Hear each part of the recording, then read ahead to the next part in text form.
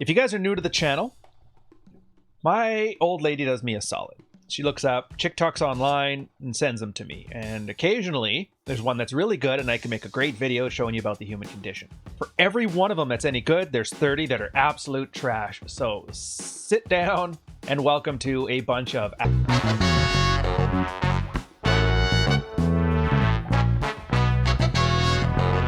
Here's the way out for you guys. Here's what you need to take from it. It's when male feminists without girlfriends post about how to treat a woman.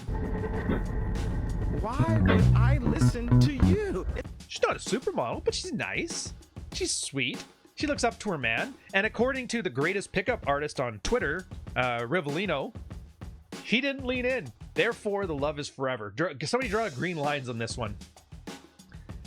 But yeah, look at the guy. He's kind of nerdy. Dressed like, you know, whatever, just a little t-shirt, scruffy hair, normal house. The girl absolutely adores him. It turns out there's more that you bring to the table other than that shit that they tell you on Twitter. Sign up for my Gumroad course. If you don't have a six-pack and a Lamborghini, you might as well just kill yourself. And you're like, well, I think you'll do just fine. Again, game is the great equalizer. Just learn how to string a sentence together, get a little bit of that silver tongue. That's a speaking thing, not a sexual innuendo, by the way. Get that all together, you'll be happy. Get a younger girl, she's pleasant, she'll be pleasant to you. Then you guys can sit there and grow old together and then laugh at Shake from Love is Blind wanting the hot blondes. Or, here's the alternative. You date, as the girls call it, age appropriately. And this is what's waiting for you. Since I've already pissed off all the men on TikTok, I'm just going to keep going with it. Are you not embarrassed to be sitting on public transit when there's a woman standing in front of you?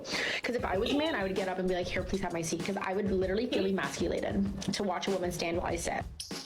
1998 called, they wanted their men's rights advocacy back. Holy jeez.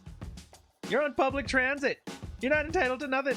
Look, man, you're in that office right now because you wanted things to be equal. And then what's your biggest gripe right now? Well, first off, you're grazing at work, chowing down on cookies and sending TikToks. Those emails aren't going to send itself, Susan.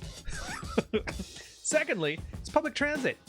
I'll tell you right now, any guy, like normal guys, if it's an old lady, if it's a dude with crutches, girl in a wheelchair, they'll absolutely get up. No guy is a monster. I mean, some guys. Okay, some guys are monsters, granted. But if you're riding the bus every day, you're probably not meeting many of them. Mostly, the worst you're going to find is like a drunk homeless guy. And even then, they tend to be kind of sweet. I don't think her legs are broken. I know her attitude is broken. I know her heart is broken. And I know that cookie's calories are probably going to break down that liver too, but whatever. It's like, relax. Relax, man. You'll be fine. If this is the worst thing that happens to you, I mean, it could be worse. Huck trunkers could be honking their horn outside of your apartment like terrorists, or the Ukraine might be making you make Molotov cocktails, but no. You gotta pull your MRA MGTOW talking points bitching about having to stand up in the bus. Like, not since Lenny Kravitz made a whole song bitching about not being able to catch a cab have we seen this kind of like entitled, whiny nonsense. Just ridiculous. And to be fair, Lenny can sling. He puts out some banger tunes. I haven't heard one of her songs yet, and I'm pretty sure if she did sing, it probably sucked. Because you've seen the creativity of some of these chicks on here. It's just brutal. Just brutal. This one? Okay. Bottom of the barrel in TikTok quality. Like, what's he talking about? Yeah, it turns out there's like a bottom of the barrel in TikTok quality. It's not even worth playing. It's just like a static Black Rifle Coffee Company cup and a tweet. Like, what the hell? Isn't Black Rifle the one that was like, everybody got choked at before because they were like, yeah, free speech and guns, and then they started doing some woke stuff, and everybody's like, I hate Black Rifle, they're a bunch of cucks. So I'm not sure why it's in the shot. Maybe it's like one of those guerrilla marketing ads. But the chicks here is like, I knew a single guy in college who wore a fake wedding ring because it helped him get attention from women. He slept with dozens of them when they thought that he was cheating on his wife. But when he told them he was single afterwards, they were all outraged. Don't ever trust anything you read on social media. All TikToks are staged, which is true, but then Twitter is also staged. So you got like an inception level. Is the TikTok just here to sell you Black Rifle coffee? Or is it here to like inform you on stuff? Or does the guy just want clout, or the girl, or whatever? And then the same thing with the tweet. Is that just a clout tweet? Pre-selection. This is basic pre-selection. If other girls like you, the odds that other girls will also like you is increased. So the best thing you can do, if nobody likes you right now, and I don't know why anybody watching this video wouldn't be liked, I like you. You seem rather nice and pleasant. You shower every day. You got a wicked smile. You brush your teeth. You comb your hair.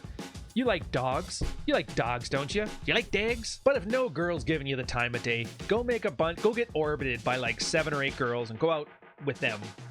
Yeah, it's a shopping day and guys are like, what are you? One of those limp-wristed blah blahs? It's like, yeah. But then go hit on girls. And they'll see you with these girls. And they'll be like, oh, if those girls like them, maybe I'll like them. It'll increase your chances.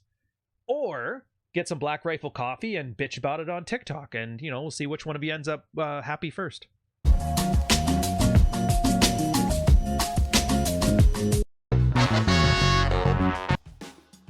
Me looking forward to the gift I'd get after my ex would physically abuse me. I'm gonna lump this in with the chick talking about when was your last suicide attempt, but she's doing like the Macarena talking about her 5-year ago suicide attempt. She's talking about the he hits me then buys me flowers cycle. I know there's like a psychological thing to it, but I'm not about to go talking all smart talk. We're just sitting here on TikTok laughing at chicks. Chicks and MGTOWs, the 2 most laughable people without talent on the internet. It's like the idea that somebody can't control their emotions and their temper and they get violent and they get abusive, but then afterwards they feel really bad about it, and so they buy a gift hoping to get the other person to forgive them, and then they forgive them, but they don't change the behavior, and it just continues on like this. I believe what they call in medical parlance is a abusive relationship. Now I know I would never be in one of those, and you would never be in one of those, and you're not that kind of guy, and I'm not that kind of guy. But neither one of us are in this like home in the Alps with a stay-at-home wife dancing over getting a new Louis Vuitton purse and a couple pairs of Irish sunglasses. But you know what? It's like you gotta watch. I had this episode of this thing. It was called I'm Not an Abuser, but I Play One on TV. And I know it's like a weird way to put it, but for a lot of these things, you just kind of have to realize that it's all about boredom. Like a lot of these girls are really, really, really bored. And I know it sounds horrible and tragic, but in the same way, if you're bored, you want to watch a serial killer documentary, some of these girls take that to like 12. I'm going to watch a homemade serial killer documentary as the main actress in it. And they're like, wow, that really sucked, but I've never felt so alive. I mean, I almost didn't, but that's the alive part. It's like those guys that do extreme sports. They jump off cliffs, like base diving and base jumping and stuff, or ride a skateboard into the ocean over top of a shark and then surf into a whale. I don't know, whatever the hell they do. But that's the point, right? It's like, because I've never felt more alive than when I was on the cusp of death. But girls don't want to wear parachutes and they don't want to jump off a cliff. So instead, they just date the dude. Hey, look at that dude with no impulse control and lunchbox hands. I'm going to date him. He seems like he's nice. I don't know what to make of this one. I might joke around and laugh at it, but it's just so absurd. I had to put it in here. I don't get it.